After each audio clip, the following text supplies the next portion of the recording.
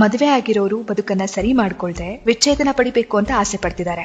ಮದುವೆ ಆಗದೆ ಇರೋರು ಮದುವೆ ಆಗ್ಬೇಕು ಅಂತ ಆಸೆ ಪಡ್ತಿದ್ದಾರೆ.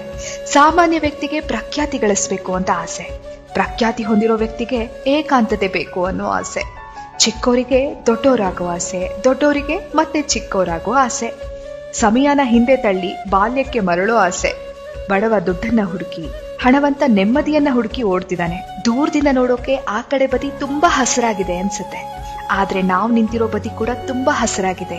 ನಾವು ಅದಕ್ಕೆ ನೀರ್ ಹಾಕೋದನ್ನೇ ಮರ್ತಿದೀವಿ.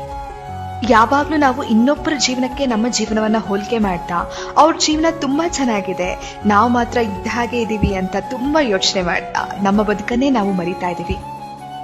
ಫ್ರೆಂಡು, ಎಲ್ರಿಗೂ ಎಲ್ಲಾನು ಸಿಗಲ್ಲ, ಆದ್ರೆ ಏನ್ ಸಿಗ್ಬೇಕೋ ಅದು ಸಿಕ್ಕೇ ಸಿಗತ್ತೆ. ಸಿಕ್ಕಿದ್ರಲ್ಲಿ ಖುಷಿ ಪಡ್ಬೇಕು, ಖುಷಿಯನ್ನ ಆಸ್ವಾದಿಸ್ಬೇಕು, ತಾಳ್ಮೆಯಿಂದ ಇರಬೇಕು. ನಿಮ್ಗೆ ಸಿಗ್ಬೇಕಾಗಿರೋದು ಸಿಕ್ಕೇ ಸಿಗತ್ತೆ. ನನಗ್ ನೀವ್ ಸಿಕ್ಕಿಲ್ವಾ? ಹಾಗೆ ನೀವು ಕೇಳ್ತಿದ್ದೀರ ಭಾವಗಳ ದನಿ. ನಾನು ಕನ್ನಡದ ಅಪ್ಪಟ ಅಭಿಮಾನಿ.